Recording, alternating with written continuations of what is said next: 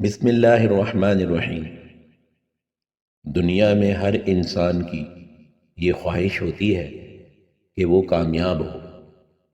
ذہن میں یہ سوال پیدا ہوتا ہے کہ کامیابی کسے کہتے ہیں؟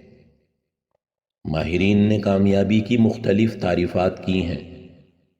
ان تعریفات کے مطابق کامیابی میں یہ چیزیں شامل ہیں: اچھی صحت، ذہنی سکون، اطمینان قلب، خوشی، پسندیدہ زندگی، عزت نفس، شہرت، عزت و احترام، اقتدار، اپنے پیشے میں کامیابی، اچھی فیملی، اچھے باہمی تعلقات، پسندیدہ منصب، خوف پریشانی اور مصیبت سے آزادی، مالی اعتبار سے خوشحالی۔